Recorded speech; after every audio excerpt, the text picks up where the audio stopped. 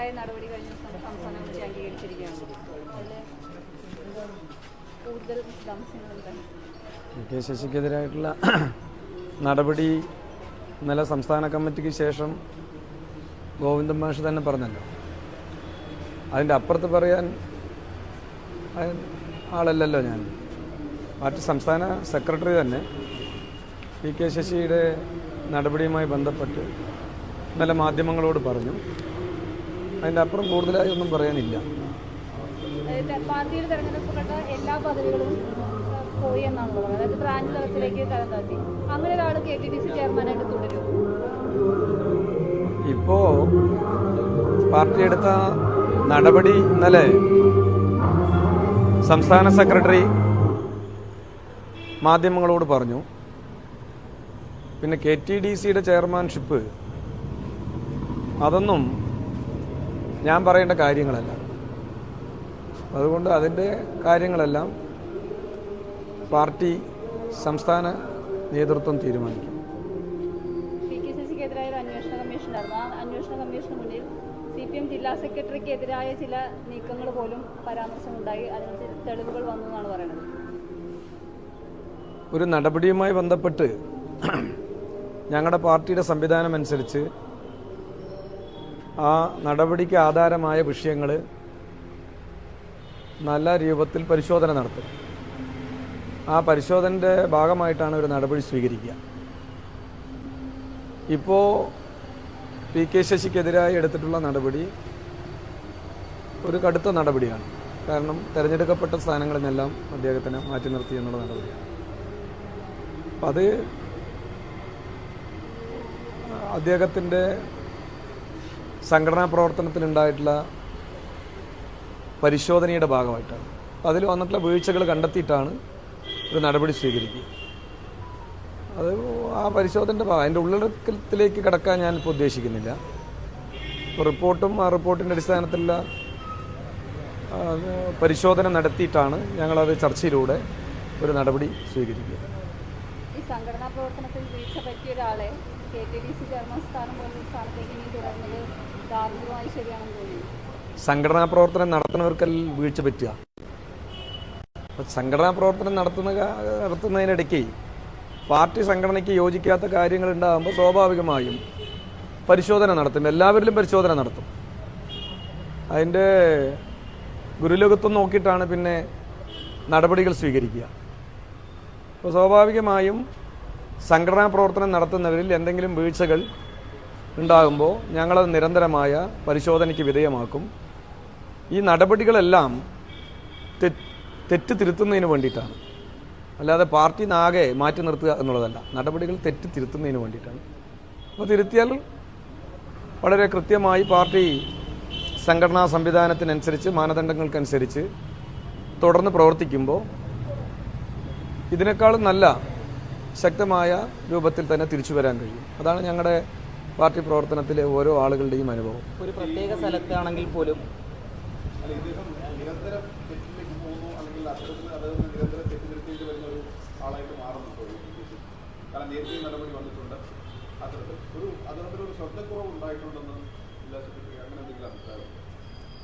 നിരന്തരം തെറ്റ് എന്ന് പറയുമ്പോൾ തെറ്റ് ചെയ്യുമ്പോഴൊക്കെ തിരുത്തുമല്ലോ. തെറ്റ് തിരുത്തുമ്പോഴെല്ലാം അത് പരിശോധിക്കും, ഞങ്ങൾ നടപടി സ്വീകരിക്കും. അപ്പോൾ ഇതിനു മുമ്പ് അദ്ദേഹത്തിനെതിരെ നടപടി എടുത്തിട്ടുണ്ട്. ആ നടപടി കാലയളവിൽ അദ്ദേഹം പാർട്ടിയുടെ മാനദണ്ഡം അനുസരിച്ച് പാർട്ടി നിലപാടുകൾക്കനുസൃതമായി പാർട്ടി പറഞ്ഞാൽ ഏൽപ്പിച്ച ചുമതല നിർവഹിച്ച് പ്രവർത്തിച്ചു. അങ്ങനെയുള്ള ഒരാളെ സ്വാഭാവികമായും തിരിച്ചു വരുമല്ലോ. അങ്ങനെ നിരവധി അനുഭവങ്ങൾ ഈ പാർട്ടിക്കകത്തുണ്ട്. പി കെ ശശി മാത്രമല്ല. അപ്പോൾ പലതവണ തെറ്റിയതിൽ പലതവണ ശിക്ഷിക്കപ്പെടും ഈ പാർട്ടി. അപ്പോൾ സ്വാഭാവികമായും ഇപ്പോഴത്തുള്ള നടപടി എന്ന് പറയുന്നത് ഈ കഴിഞ്ഞ കാലയളവിൽ അദ്ദേഹത്തിൻ്റെ ഭാഗത്ത് നിന്ന് വന്നിട്ടുള്ള പാളിച്ചകളിൽ നിന്ന് പരിശോധന നടത്തിയതിൻ്റെ ഭാഗമായി. ഒരു പ്രത്യേക സ്ഥലത്താണെങ്കിൽ പോലും സ്വാധീനമുണ്ട് എന്ന് കരുതപ്പെടുന്ന ഒരു വ്യക്തിയാണ് നടപടി ഇപ്പോൾ നേരിട്ടിരിക്കുന്നത്. ഇത് സമ്മേളന കാലയളവാണ്. അപ്പോൾ ആ സമയത്ത് വിഭാഗീയ പ്രവർത്തനങ്ങൾക്ക് കുറച്ചും കൂടിയും ആക്കം കൂട്ടില്ല. നിങ്ങൾ മനസ്സിലാക്കേണ്ടത് ഈ സ്വാധീനം എന്ന് പറയുന്നത് എങ്ങനെയാണ്? ഞാനൊരു വ്യക്തിയായി നിന്നാൽ എനിക്ക് എന്ത് സ്വാധീനമാണ്? ഞാൻ വട്ടപൂജ്യല്ലേ? CPM-ന്റെ ജില്ലാ സെക്രട്ടറി ആയതുകൊണ്ടാണ് നിങ്ങൾ ഉൾപ്പെടെ ഇപ്പോൾ എന്നെ വന്ന് കാത്തിരുന്ന് ഈ കാര്യങ്ങളൊക്കെ ചോദിക്കുന്നത്. ഞാനിതിന് വെളിയിലാണെന്ന് വയ്ക്കുക, ഒരു സ്വാധീനം ഉണ്ടാവില്ല ഈ പാർട്ടിയിലും ബഹുജനങ്ങളുടെ ഇടയിലും തിരിഞ്ഞു നോക്കാൻ ആളുണ്ടാവില്ല.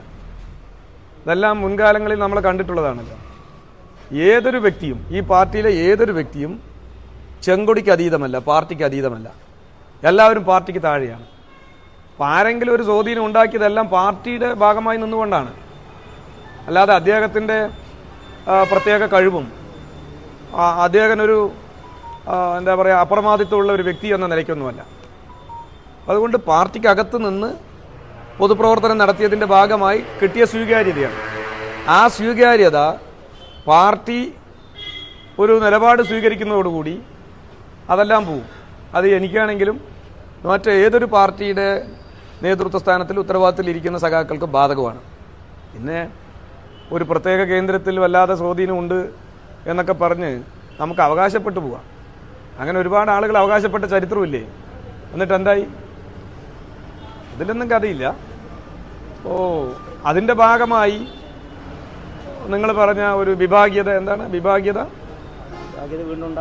അങ്ങനെ ഒരു കാര്യമേ ഇപ്പം ഞങ്ങളുടെ പാർട്ടിയിലില്ല. വിഭാഗീയത എന്ന് പറയുന്ന വാക്കുകളെല്ലാം പോയിട്ട് ഏകദേശം ഒരു പതിറ്റാണ്ടായി. പത്രക്കാരായിട്ടുള്ള നിങ്ങൾക്ക് ഇപ്പോഴും ഇങ്ങനെ വിഭാഗീയത എന്ന് പറഞ്ഞ് ഓർമ്മിപ്പിക്കണം. അങ്ങനെ ഒരു സംഗതിയില്ല. ഞങ്ങൾ കഴിഞ്ഞ സമ്മേളനം കഴിഞ്ഞപ്പോൾ തന്നെ പറഞ്ഞല്ലോ, എനിക്ക് ഓർമ്മ ശരിയാണെങ്കിൽ നിങ്ങളെ കൊണ്ട് തന്നെയാണ് പറഞ്ഞതെന്നാണ് എനിക്ക് തോന്നുന്നത്. അതാത് പ്രദേശങ്ങളിൽ ചെറുതായി രൂപപ്പെട്ട ഒരു അഭിപ്രായ ഭിന്നതകൾ, ആ അഭിപ്രായ ഭിന്നതകൾ പൂർണ്ണമായും പരിഹരിക്കപ്പെട്ടു. പിന്നെ അതിന് വിഭാഗീയത എന്ന് പറഞ്ഞിട്ട് ഇനി നിങ്ങളും ചോദിക്കരുത്. ഞങ്ങളുടെ പാർട്ടി ഏകോപിതമാണ്, കേരളത്തിലെ ഏകോപിതമാണ്, പാലക്കാട് ജില്ലയിലെ ഏകോപിതമാണ്. പാലക്കാട് ജില്ലയിൽ 15 ഏരിയ കമ്മിറ്റികൾ ഒറ്റക്കെട്ടായിട്ടാണ്, ഐക്യപ്പെട്ടിട്ടുള്ള ഒരു ശരീരം പോലെയാണ് ഇപ്പോൾ പാർട്ടിയുടെ പ്രവർത്തനം പോകുന്നത്. മണ്ണാർക്കാട് ഏരിയ കമ്മിറ്റി പുനഃസംഘടിപ്പിക്കുന്ന അത് ഏത് രീതിയിലുള്ള പുനഃസംഘടന ആയിരിക്കും? പുനഃസംഘടിപ്പിക്കുക എന്ന് പറയുന്നത് ഇപ്പോൾ നിങ്ങളെ കൊണ്ട് എല്ലാം പങ്കുവെക്കേണ്ട കാര്യമില്ല എന്നാണ് എനിക്ക് തോന്നുന്നത്. എന്തായാലും ഞങ്ങൾ പുനഃസംഘടിപ്പിക്കുമല്ലോ, അപ്പോൾ നിങ്ങൾക്ക് മനസ്സിലാവുമല്ലോ. സമ്മേളനങ്ങൾ ആരംഭിച്ചു. സമ്മേളനം സെപ്റ്റംബർ ഒക്ടോബർ മാസത്തിൽ ബ്രാഞ്ച് ലോക്കൽ സമ്മേളനങ്ങൾ. അപ്പോൾ ഒക്ടോബർ 31 ലോക്കൽ സമ്മേളനങ്ങൾ പൂർത്തിയാകും. നവംബർ മാസത്തിൽ ഏരിയ സമ്മേളനങ്ങൾ പൂർത്തിയാകും. ഡിസംബർ 14, 15, 16 തീയതികളിലാണ് ചിറ്റൂരിൽ വെച്ച് ജില്ലാ സമ്മേളനം ചെയ്യുന്നത്. ഇതാണ് ഇപ്പോൾ സമ്മേളനത്തിൻ്റെ ഷെഡ്യൂൾ. നിങ്ങൾ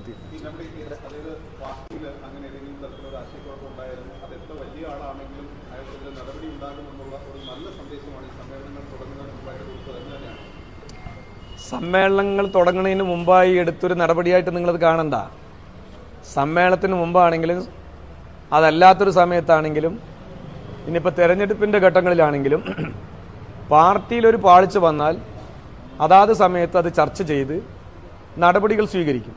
അത് ഞങ്ങളുടെ പാർട്ടിയുടെ തുടർന്നു വരുന്ന ഒരു പാർട്ടി സംഘടനാ കീഴ്വഴക്കങ്ങളാണ്. അതിലൊന്നും ഒരു മാറ്റമില്ല. അത് ഏതെങ്കിലും ഒരു സമ്മേളന സമയം നോക്കിയിട്ടോ അല്ലെങ്കിൽ ഏതെങ്കിലും ഒരു തെരഞ്ഞെടുപ്പിൻ്റെ മുഖം നോക്കിയിട്ടൊന്നുമല്ല. നിങ്ങൾക്ക് തന്നെ ഒരുപാട് അനുഭവങ്ങളില്ലേ?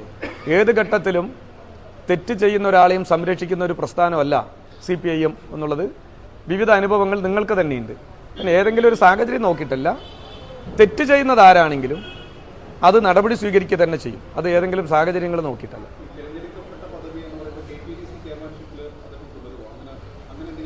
അത് പാർട്ടിയായിട്ട് ബന്ധമില്ലല്ലോ. അതൊരു ഗവൺമെൻറ്റിൻ്റെ ഭാഗമല്ലേ.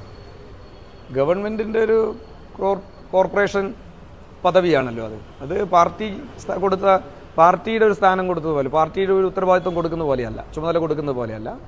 അത് പാർട്ടി നിശ്ചയിച്ച് ഗവൺമെൻറ്റിൻ്റെ ഭാഗമായി കൊടുക്കുന്നതാണ്. അതെല്ലാം സംസ്ഥാന നേതൃത്വത്തിൻ്റെ ഭാഗമായി തീരുമാനിക്കേണ്ട കാര്യങ്ങൾ. അതിപ്പോൾ ഞങ്ങൾ ചർച്ച ചെയ്തിട്ടില്ല. ഇന്ന് ഈ JP പല പ്രമുഖരുമായി ജില്ലയിൽ കൂടിക്കാഴ്ച നടത്തുന്നുണ്ട്. അത് ഈ ഒരു തെരഞ്ഞെടുപ്പുമായി ബന്ധപ്പെട്ട് മണ്ഡലം പിടിച്ചെടുക്കാനുള്ളൊരു ശ്രമങ്ങളൊക്കെ തുടങ്ങി എന്നുള്ളതാണ്. എവിടെ? പാലക്കാടോ? അതിപ്പോൾ അവരുടെ പാർട്ടിയുടെ ഒരു കാര്യങ്ങളല്ലേ. ഞങ്ങളൊക്കെ അത്തരം പ്രവർത്തനങ്ങൾ തെരഞ്ഞെടുപ്പ് സമയത്ത് നടത്താറുള്ളതാണല്ലോ. BJPയും അങ്ങനെ ചെയ്യുന്നുണ്ടാവും. അതിൻ്റെ ഭാഗമായിട്ടായിരിക്കും അവരുടെ അഖിലേന്ത്യാ അധ്യക്ഷൻ പ്രത്യേക ആളുകളെയൊക്കെ കാണുന്നത്. അതൊരു തെരഞ്ഞെടുപ്പിൻ്റെ ഭാഗമായി ചെയ്യുന്ന പ്രവൃത്തിയായിട്ടായിരിക്കും എനിക്ക് തോന്നുന്നത്. RSSന്റെ ബൈറ്റൊക്കെ ഞാൻ അതിൻ്റെ അപ്പുറമുള്ള ബൈറ്റൊക്കെ വെച്ചാലും പാലക്കാടിന് ഒരു രാഷ്ട്രീയ ചരിത്രമുണ്ട്. അതിലൊന്നും ഒരു പാലക്കാടിൻ്റെ ഇടതുപക്ഷ മനസ്സിനെ പരിപൂർണമായും തകർക്കാനൊന്നും ഏത് ബൈടെക്കിനും കഴിയില്ല. നിരവധി ശാഖകളുള്ള ഒരു ജില്ലയാണ് RSSന് പാലക്കാട്. അത് എത്രയോ വർഷങ്ങളായി നമ്മുടെ ജില്ലയിൽ പ്രവർത്തിച്ചു വരുന്നു. അതൊന്നും ഞങ്ങളുടെ പാർട്ടിയുടെ സ്വാധീനത്തിന് ബാധിക്കുകയോ അല്ലെങ്കിൽ തെരഞ്ഞെടുപ്പിന് ബാധിക്കുകയോ ചെയ്തിട്ടില്ല. നിങ്ങളിപ്പോൾ ഈ കഴിഞ്ഞ 18ാം ലോക്സഭാ തെരഞ്ഞെടുപ്പ് റിസൾട്ട് കണ്ട് ഈ കാര്യത്തിന് വ്യാഖ്യാനിക്കേണ്ട. അതിനൊരു രാഷ്ട്രീയ സാഹചര്യം ഉണ്ട് എന്നുള്ളത് ഞങ്ങൾ പറഞ്ഞതാണല്ലോ. പൊതുവെ പാലക്കാട് ജില്ലയിൽ RSSനൊന്നും ഒരു ചുക്കും ചെയ്യാൻ കഴിയില്ല. അതിനിപ്പോൾ അഖിലേന്ത്യാ ബൈറ്റൊക്കെ ഇവിടെ കൊണ്ട് നടത്തിയാലും പാലക്കാടിന് രാഷ്ട്രീയമായിട്ടുള്ളൊരു കർഷക തൊഴിലാളികളുടെ സമര പോരാട്ടങ്ങളുടെ അനുഭവമുണ്ട്. ആ അനുഭവത്തിൽ നിന്നാണ് പാലക്കാട് ജില്ലയിലെ ഇടതുപക്ഷ രാഷ്ട്രീയവും കമ്മ്യൂണിസ്റ്റ് പാർട്ടിയുടെ രാഷ്ട്രീയവും രൂപം കൊണ്ടത്. അതിനൊന്നും ഏതെങ്കിലും ഒരു RSSന്റെ ബൈറ്റക്ക് കൊണ്ട് ഇല്ലാതാക്കാൻ കഴിയില്ല.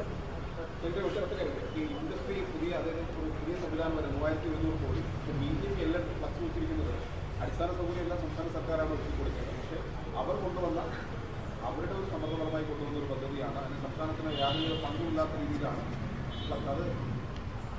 BJP രാജ്യത്ത് എന്തും പറയുന്ന പാർട്ടിയല്ലേ, നിങ്ങൾക്കറിയുന്ന കാര്യമല്ലേ.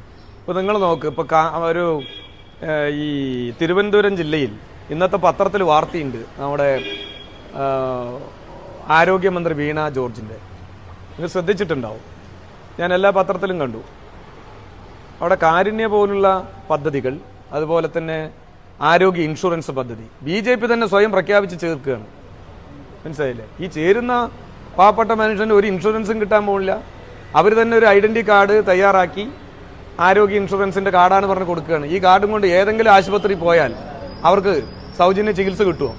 ഇതാണ് BJPയുടെ രാഷ്ട്രീയം എന്ന് പറയുന്നത്. RSS നിയന്ത്രിക്കുന്നതല്ലേ, അത് തികച്ചും വർഗീയതയല്ലേ. ആ വർഗീയ രാഷ്ട്രീയം പ്രചരിപ്പിക്കുന്നവർ എന്ത് നുണയും പ്രചരിപ്പിക്കും. അപ്പോൾ 3200 കോടിയല്ല, ഒരുപാട് കോടി. ഞാൻ ചോദിക്കട്ടെ, ഈ ബഡ്ജറ്റിൽ എന്തായിരുന്നു കേരളത്തിലേക്കുള്ള മറ്റേ കേന്ദ്ര ഗവൺമെന്റിന്റെ സമീപനം? 3200 കോടി ഫ്ലക്സ് വയ്ക്കുന്നവർ അതിനെക്കുറിച്ചൊരു ചിന്ത വേണ്ടേ? 5 നയാ പൈസ വയനാട് ദുരന്തത്തിന് ഇത്ര നേരം തന്നിട്ടുണ്ടോ? മനുഷ്യ മനസ്സിന് നെടുക്കിയൊരു സംഭവമില്ല വയനാട് ദുരന്തം. ആ ദുരന്തത്തിന്റെ ഭാഗമായി പ്രധാനമന്ത്രി നരേന്ദ്രമോദി വയനാട് ദുരന്ത പ്രദേശം മുഴുവൻ സന്ദർശിച്ചു, ഹെലികോപ്റ്ററിലും. അതുപോലെ തന്നെ മറ്റേ ആ ദുരന്ത പ്രദേശവും സന്ദർശിച്ചില്ലേ? നമ്മളെല്ലാം പ്രതീക്ഷിച്ചില്ലേ? നിങ്ങളെല്ലാം വലിയ വാർത്തയായിട്ടും വിവിധ സിനിമാ നടന്മാരുടെ പോസ് പോലെയല്ലേ നിങ്ങൾ മറ്റേ നരേന്ദ്രമോദിയുടെ ആ സന്ദർശനത്തിനെ പറഞ്ഞത്? നിങ്ങളെല്ലാവരും പറഞ്ഞല്ലോ, മാധ്യമങ്ങൾ മുഴുവൻ ഇപ്പം പ്രഖ്യാപിക്കും, ഇപ്പം പ്രഖ്യാപിച്ചോ? ഇതാണ് BJP പറയുന്നതാണോ ഈ നാട്ടിൽ ചെയ്യുന്നവർ? അവർ പച്ചയ്ക്ക് പറഞ്ഞിട്ടില്ല, ഞങ്ങൾ പറഞ്ഞ കാര്യങ്ങളൊന്നും ചെയ്യുന്നൊരു മറ്റേ പാർട്ടിയാണ് നിങ്ങൾ കാണണ്ട. ഞങ്ങൾ ഇലക്ഷൻ സമയത്ത് പലതും പറയും, അതൊന്നും ചെയ്യാൻ ഞങ്ങൾ ഉദ്ദേശിക്കുന്നില്ല എന്ന് പറയുന്നൊരു പാർട്ടി. ജനങ്ങളെ ഞങ്ങൾ പച്ചയ്ക്ക് പറ്റിക്കുന്നവർ പറയുന്ന പാർട്ടി 3200 മറ്റേ ഫ്ലക്സ് വെച്ചു എന്ന് പറഞ്ഞുകൊണ്ട് നമ്മുടെ നാട്ടിൽ വികസനം ഉണ്ടാവുമോ? ഇവരല്ലേ കോച്ച് ഫാക്ടറി കൊണ്ടുവന്നു. തെരഞ്ഞെടുപ്പ് സമയത്ത് അതായിരുന്നില്ല ഒരു വിഷയം. ഇപ്പോൾ നിങ്ങളും മിണ്ടുന്നില്ലല്ലോ അതിനെക്കുറിച്ച്. ഇപ്പോൾ railway division, Palakkad railway division ഇല്ലാതായി. നിങ്ങൾ ആരെങ്കിലും അതിനെ കുറിച്ച് മിണ്ടുന്നുണ്ടോ? ഞങ്ങളുടെ എന്തെങ്കിലും ഒരു ചെറിയ സംഘടനാപരമായ ഈ പറഞ്ഞ നടപടികൾ വന്നാൽ നിങ്ങൾ അതിന്റെ പിറകിലാണ്. നിങ്ങൾ ഇതിനേക്കാളും കൂടുതൽ ഈ പാലക്കാട് ജില്ലയിലെ വികസനവുമായി ബന്ധപ്പെട്ട കാര്യങ്ങൾ ഇലക്ഷൻ സമയത്ത് വിവിധ രാഷ്ട്രീയ പ്രസ്ഥാനം ഞങ്ങളും പറഞ്ഞിട്ടുണ്ട്, കോൺഗ്രസ് പറഞ്ഞിട്ടുണ്ട്, അതുപോലെ BJP പറഞ്ഞിട്ടുണ്ട്. എന്തേ നിങ്ങൾ ആരും അതിനെക്കുറിച്ച് മിണ്ടാത്തത്? ബെമലിപ്പോൾ പരിപൂർണമായി വിൽപ്പനയ്ക്ക് വെക്കുകയല്ലേ. ഇപ്പം നിങ്ങളതൊന്നും പറയില്ല. ഇതാണ് നിങ്ങളുടെയും രീതി. നിങ്ങളും ഒരു സത്യസന്ധമായ മാധ്യമ പ്രവർത്തനം നടത്തുന്നുവെന്ന് അവകാശപ്പെടുന്നവരല്ലേ, എന്നിട്ട് ഇതൊന്നും ചെയ്യുന്നില്ലല്ലോ. അതുകൊണ്ട് BJP 3200 കോടിയല്ല 33,000 കോടി രൂപയുടെ വികസനം പറയും, പക്ഷെ അതൊന്നും നമ്മുടെ നാട്ടിൽ വരില്ല എന്നുള്ളതാണ് യാഥാർത്ഥ്യം. ഇൻഡസ്ട്രിയൽ സ്മാർട്ട് സിറ്റി പദ്ധതിയും യാഥാർത്ഥ്യമാവില്ല, അതൊന്നും കാര്യമായിട്ട്. ഇൻഡസ്ട്രിയൽ സ്മാർട്ട് സിറ്റി പദ്ധതി ആരാ പ്രഖ്യാപിച്ചത്? കഴിഞ്ഞ ദിവസം അനുമതി നൽകിയത് കേന്ദ്ര സർക്കാരാണ്. അതെ, ആരാണ് പ്രഖ്യാപിച്ചത്? കേരള ഗവൺമെന്റ് അല്ലേ. അതായത് കോയമ്പത്തൂർ വ്യവസായ ഇടനാഴിയല്ലേ പറയുന്നത്, അല്ലേ? അപ്പൊ അല്ല, ഞാൻ പറഞ്ഞോട്ടെ, അതായത് കേരള ഗവൺമെന്റ് ആണ് പ്രഖ്യാപിച്ചതെങ്കിൽ അത് നടപ്പിലാക്കാനുള്ള പദ്ധതിയാണ്. മനസ്സിലായില്ലേ? അതുകൊണ്ടാണല്ലോ 6 വരി പാത, വിഴിഞ്ഞം പദ്ധതി, അതുപോലെ നിരവധി വൻകിട പദ്ധതികൾ ഇപ്പോൾ പൂർത്തിയാക്കിയല്ലോ. കോൺഗ്രസിന്റെ ഗവൺമെന്റ് കാലത്ത് തുടങ്ങി വെച്ച നിരവധി പദ്ധതികൾ പൂർത്തിയാക്കിയതാരാ? അത് കേരള ഗവൺമെന്റിന്റെ പദ്ധതി വിഹിതം കൂടി നല്ലതുപോലെ ചെലവഴിച്ചിട്ടാണ്. എന്നിട്ടാണ് കേന്ദ്ര ഗവൺമെന്റ് ഇത് അനുവദിക്കുന്നത്. അപ്പോ കേന്ദ്ര ഗവൺമെന്റിന്റെ സഹായം എന്ന് പറഞ്ഞാൽ അവരുടെ തറവാട്ടിൽ നിന്ന് എടുത്തു തരുന്ന സഹായമല്ല. സംസ്ഥാനം അങ്ങനെയല്ല. ഞാൻ പറഞ്ഞോട്ടെ, അവരുടെ തറവാട്ടിൽ നിന്ന് എടുത്തു തരികയല്ല. ഈ രാജ്യത്തിന്റെ ഫെഡറൽ സംവിധാനത്തിൽ കേന്ദ്ര ഗവൺമെന്റ് ആര് ഭരിച്ചാലും, ഏത് BJP ആയിട്ടോ കോൺഗ്രസ് ആയിക്കോട്ടെ മറ്റിതര രാഷ്ട്രീയ പ്രസ്ഥാനങ്ങളായിക്കോട്ടെ, ആര് ഭരിച്ചാലും സംസ്ഥാന ഗവൺമെന്റുകൾക്ക് കൊടുക്കേണ്ട വിഹിതമുണ്ട് ഓരോ പദ്ധതിക്കും. ആ വിഹിതമാണ്, അത് കേരളത്തിന് അവകാശപ്പെട്ടതാണ്. എന്റെ നിങ്ങളുടെയൊക്കെ നികുതി പണം പിരിച്ചിട്ടാണ് ഇവര് ഈ പദ്ധതിക്കൊക്കെ കാശ് തരുന്നത്. അല്ലാതെ അവരാരും തറവാട്ടിൽ നിന്ന് എടുത്തിട്ടല്ല. BJPയുടെ മറ്റേ ഓഫീസിൽ നിന്ന് എടുത്ത് അവരുടെ ഫണ്ടല്ല തരുന്നത്. അവർ നല്ലോണം ഫണ്ട് ഉണ്ടാക്കിയിട്ടുണ്ടല്ലോ. CPM-ന്റെ ഓഫീസിൽ നിന്നാണ് ഞങ്ങളാരും അവകാശപ്പെട്ടിട്ടില്ല. ഞങ്ങൾ ആരെങ്കിലും അവകാശപ്പെട്ടിട്ടുണ്ടോ? CPM-ന് നിങ്ങളല്ലേ ഇപ്പൊ പറഞ്ഞത് BJP-ന്റെ ഗവൺമെന്റ് അങ്ങനെ അനുവദിക്കുന്നത്. ഞാൻ പറഞ്ഞത് മനസ്സിലായി നിങ്ങൾക്ക്.